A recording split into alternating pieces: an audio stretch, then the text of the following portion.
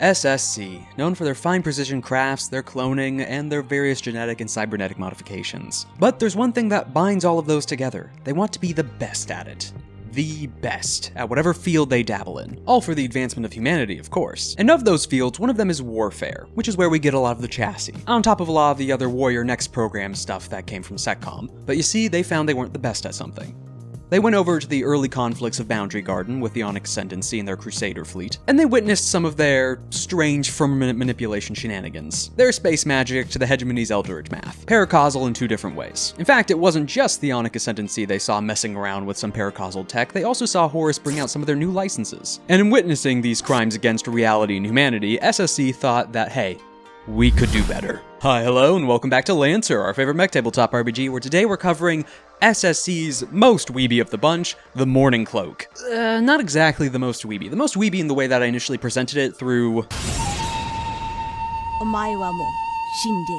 And it still kind of leans that way. I mean, it's an advanced sword-fighting mech that's all about agility and matching the human form. It's kind of in that direction compared to something like Harrison Armory or Horus. But it's way more experimental.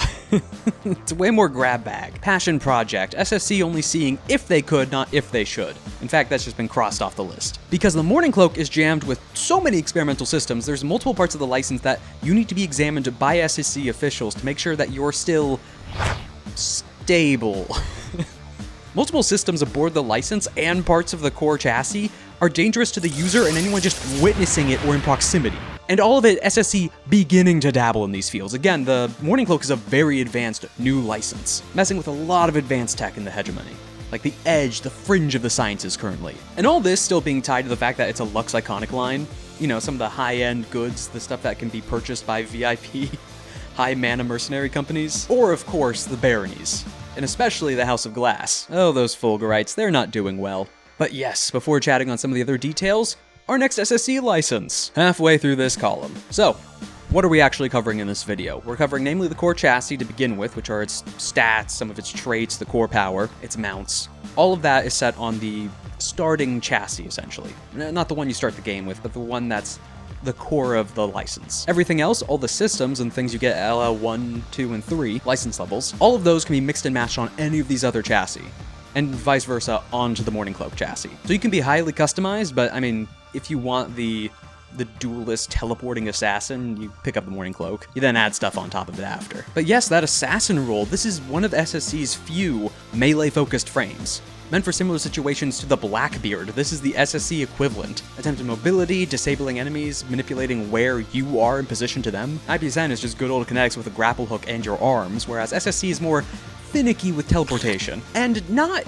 in the precise way that Harrison can do it. And experimental's the key word here. Like, even in the core power, it's listed as experimental, in the name, EX. But variable in the mechanics itself with dice rolls on whether it's working correctly or not, or how efficiently. But in all its descriptors, it's stuff that they barely understand or barely know. Oh yeah, on top of that, you know, the barely understanding part and mixing some of the Eldritch tech, they take some of the dyed paracode and try to modify it or make their own based off of it. And in the more offensive category, so kind of leaning into the Gorgon side of things. No, the Mourning Cloak, if it wasn't for the way the chassis looks just from the outside, a brief glance, once you dive into the systems and into the lore of it, it could be a Horus license.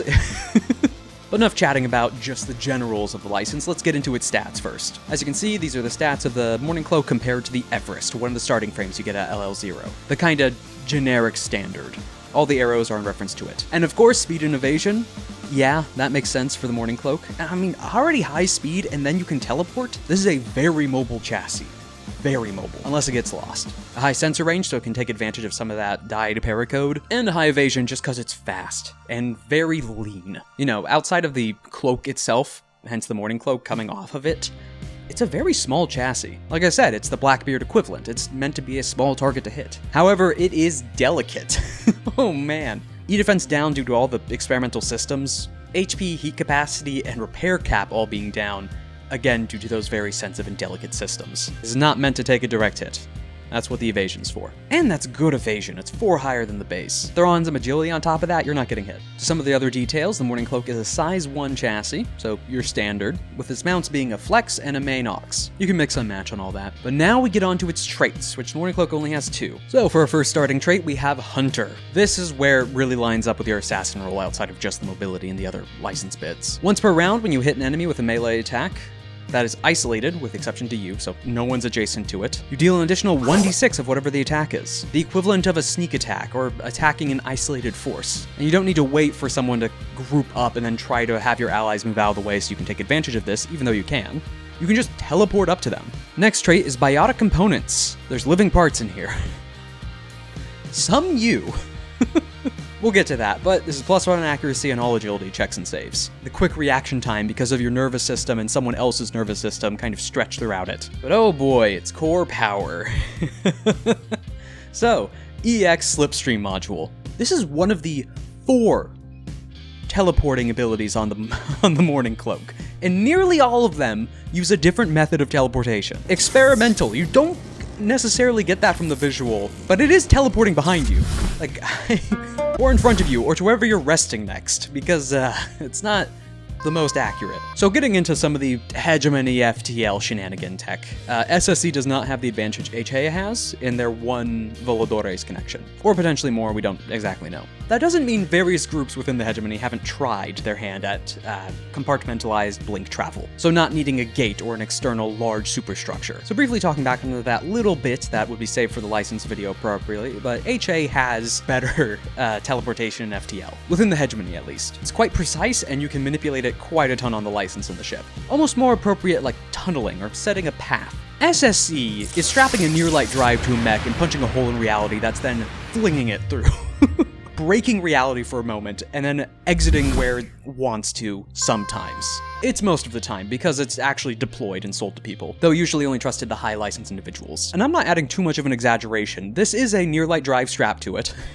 And a unique generator also just to power this 1 core power that's not related to your cold fusion reactor. We'll get to that system in the license later. It's closer to Deimos traveling or appearing for the first time, or leaving, where it's a messy form of travel through the blink. It's not a smooth orb formed or a barrier or shimmer that you get from some of the other HA licenses that we've covered previously, the Saladin or the Napoleon. No, it's just briefly making unstable space in front of it, and then going near light into it.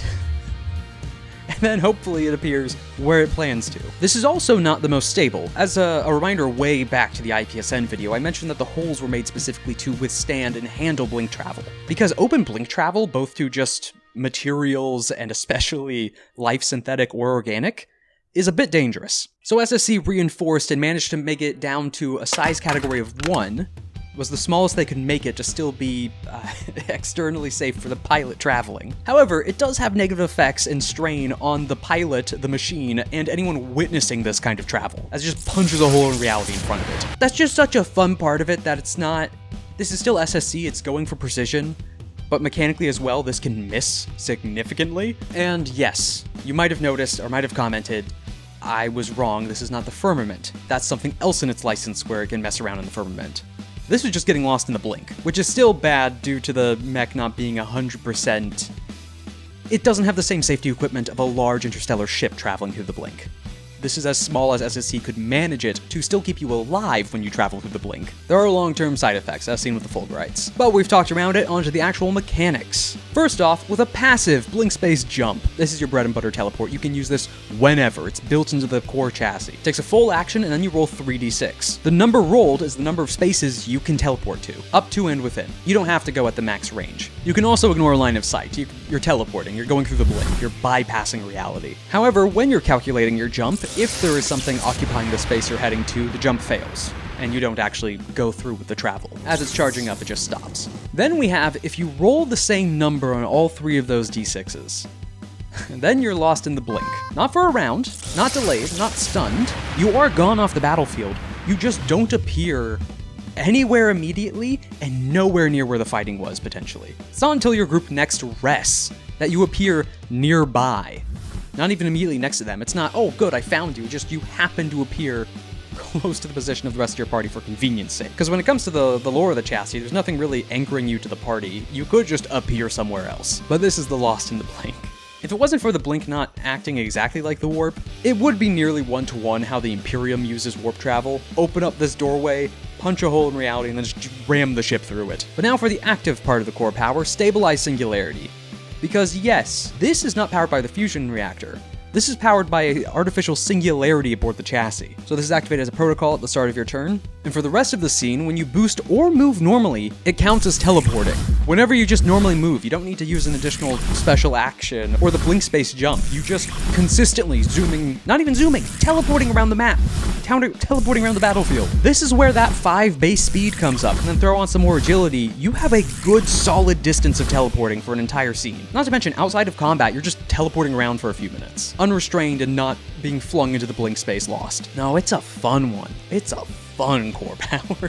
And with the core power out of the way, we move on to the LL1 with the first weapon of the license, the Fold Knife. An auxiliary melee with a threat of 1 and 1d3 kinetic damage. And sadly, this one doesn't have a straightforward description of what it is, outside of related to the died event somehow. So, you know, paracausal in some manner. Well, actually, in a particular manner. So, with the Fold Knife, when you crit, you open a brief hole in reality and can teleport 2 spaces in any direction after you attacked, hence the crit. You know, did damage. On top of that, with SSC's fine engineering, it's accurate 1. But just for an auxiliary melee, just an LL1 of a license, even if you aren't the Mourning Cloak itself properly, this one doesn't have an exact description on how it teleports or what manner of teleportation it has. But when you cut with it, you can teleport 2 spaces. Just another teleportation system. Next up for the Mourning Cloak, we have the Vijaya rockets, an auxiliary launcher and the second weapon of the license. With a range of 5 and 1d3 explosive damage, this doesn't have any paracausal shenanigans. This is just meant to be a really good accent to the close quarters role the Mourning Cloak's meant to play. With an accuracy of 1, these systems can fire and have a directional charge at the end of them, for more precision striking or to not be as messy in close quarters combat, targeting towards the enemy, you know, front-facing the enemy. But no, just a really nice LL1 dip for that extra accuracy. That SSC quality. And for LL2 kicking it off, we have the Hunter Logic Suite for 2 system points. So SSC, on their not-so-good Metavault expedition, they looked at some of the after-action reports and interviews of their pilots and martial forces of the Constellar Arms, and they thought they could do that. They could use it. Because it's not going the angle of the Duskwing, which is the manipulation, the confusion. This one's going specifically for the fear factor. So for the first invade, we have Stalk Prey. Pick a target within sensors, and they treat you as invisible as you vanish from all their sensors. This lasts until you pick a new target with this ability, or they end up dealing damage to you. The affected target, that is. But this isn't the stealth or the general cloaking or invisibility. This is targeting one person in particular and saying, I'm vanishing from your cameras.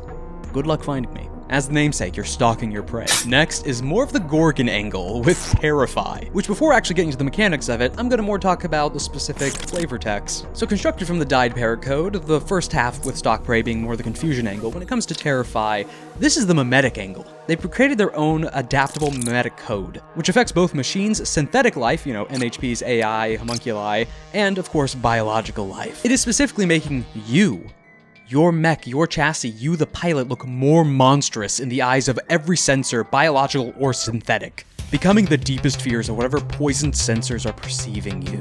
But this is another invade, and until the end of their next turn, they are considered impaired and cannot approach you willingly. As it's not just the chassis itself or whatever AI system is operating it, so yeah, this could affect robots, it's affecting the pilot on the inside, scaring them. Again, this is what I mean by, on top of all the experimental stuff and the paracausal angle, this feels Horus, right? Right? Next up is messing with that artificial singularity on board, Singularity Motivator. So this is a development that came with the later versions of the license, based off the fact they already had this artificial singularity in the first models. They found that in certain ways, you can motivate the singularity. And by motivate, I mean the action expose singularity. This is kind of a teleport. Kind of. It's messing with real-time and subjective time. So the way that functions is it briefly opens a sliver of the singularity, altering the flow of time in a certain area, with exception to you, which allows you roughly 10 seconds to move around, parallel to real time. This is also another system that requires you to be looked at by SSC over and over again, with frequent use being recommended against. As to the exact effects of consistent exposure to side real time, isn't quite known yet. It is negative, but not quite The specifics aren't quite known. But this is actually a reaction. So, once per round, whenever you take damage, you can immediately teleport to a free space 1d6 spaces away. This is also another unique system. That's 2 system points. This is another teleport system mechanically, but it's another just, hey, let's try to bend or break reality. What's another experimental system we have on board? Oh yeah, we have this this singularity acting as a generator. Let's just open it.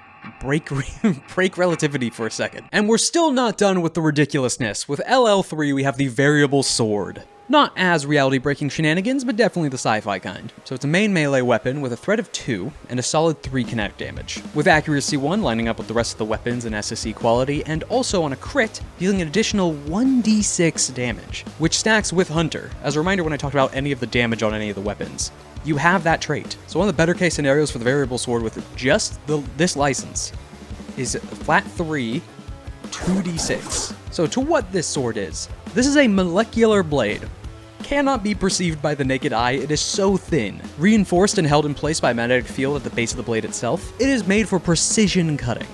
Hence that additional 1d6 on a crit and the accurate. But this actually kind of leans into the IPSN category because this was originally shipborne equipment, or EVA equipment, meant for precise cutting of asteroids and other samples in 0G. They just weaponized it and put it on a mech. But just know that when you're running around with a variable sword, it's not that image, that's probably the fold knife, potentially. Or just so you can see it. But no, the image is more this. That's what a Mourning Cloak looks like with a variable sword. They just swing their hand in front of you with the empty hilt, and then all of a sudden there's just a cut across you and through your chassis. And lastly, but importantly, is the Fade Cloak for 2 system points. So this is the actual cloak on the Mourning Cloak. The namesake. Yeah, before you pick up this license, the Mourning Cloak is just the chassis. It's just this bit. All this blue, that's the Fade Cloak. And while everything else was made to go against both Horus, Onyx Forces, HA, all that breaking reality to try and match their level of chicanery, this is the first thing directly learned from the Onyx. Well, directly learned. So first, to what it actually stands for, because FADE is an acronym. Firmament Affinity Directed Entropy. And then it's a cloak that you actually throw onto your chassis, not a metaphorical one. It's an actual cloak. Well, kind of metaphorical. So I should go without saying, unique system. But what it actually is. So, scavenge from the battlefield, or scavenged from the battlefield. The descriptor is vague enough, and SSE's habits are vague enough and concerning enough that it's likely they'd fill in the blanks. But they had examined some of the Onyx firmament manipulation technology, which SSE also barely understands, but just by having this system is probably the most advanced out of all the other base manufacturers. But this does actually allow you to manipulate the firmament.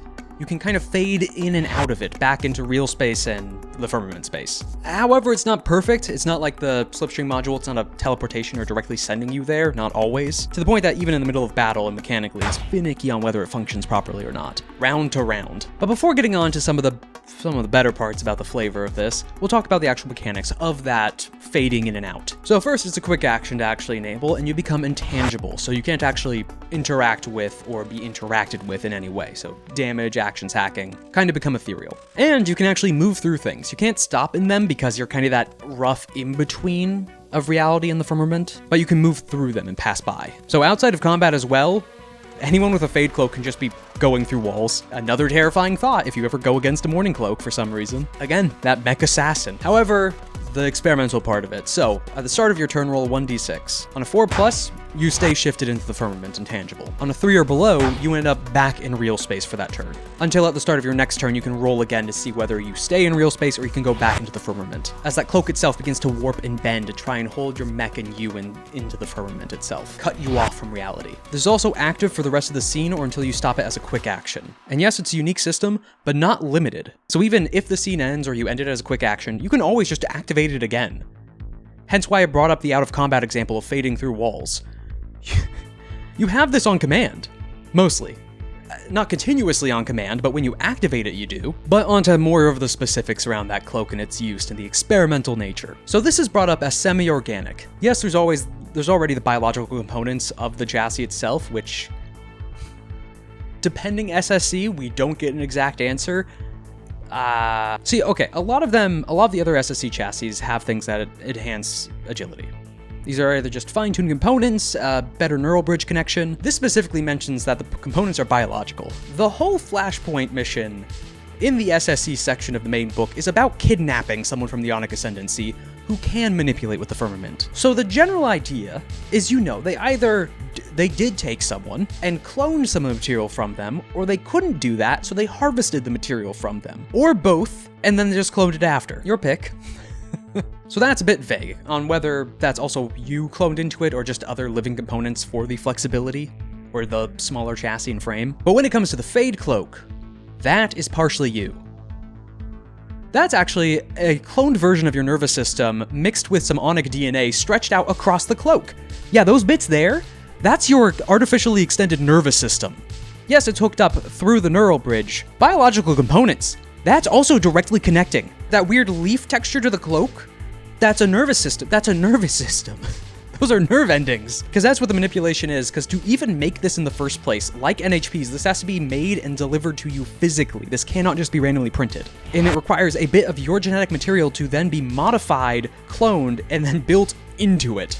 The semi-organic Fade Cloak, all to match your affinity and tampered to alter and amplify it. This is also just an unknown to SSC, the long-term effects of this, to the point that you have to regularly meet back up with them for new samples, both in giving to replace the cloak and also taken from you to adjust for the cloak or to see the effects. Or if you want to go the more like grimdark side, it's another person from the On-Ascendancy that's just been stripped of their nervous system and spread out through a cloak. That's the one thing SSC doesn't have on any of their worlds yet. They don't have that in the Constellar worlds yet. That is a mutation in humanity they are dying to get their hands on and more access to.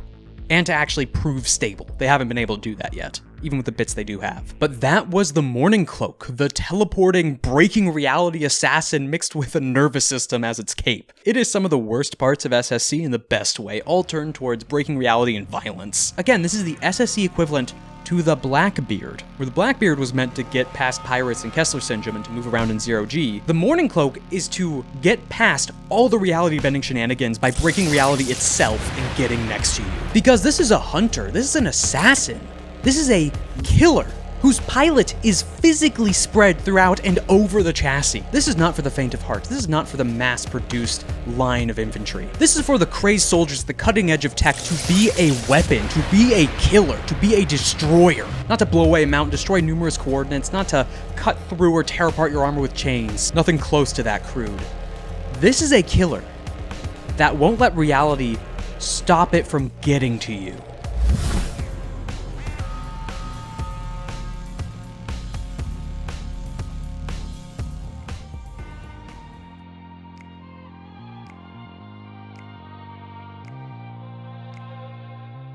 Thank you for watching the video on the Mourning Cloak. I don't know. I was gonna have some opening statement there, but I'm just giggly. It's just fun. Like, it's so much shenanigans. You don't really expect it from SSC or the initial opening or vision, but like, I can't unsee the nervous system in the Fade Cloak now. That's... There's just so many systems that teleport you in different ways. Like, it's not taking one tech and then expanding it or using it. This is just, okay, what can we strap on this? The various forms of breaking reality, so we always have something to work around something else, or multiple options available. And again, the slipstream's passive.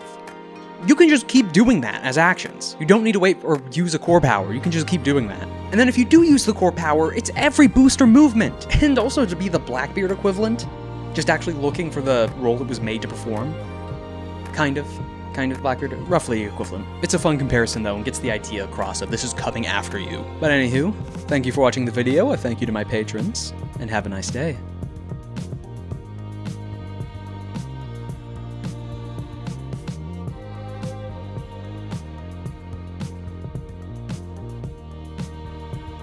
Well, I'm not having it! I've solved your labyrinth, puzzle master! The Minotaur's escaped, and you're gonna get the horns, buddy!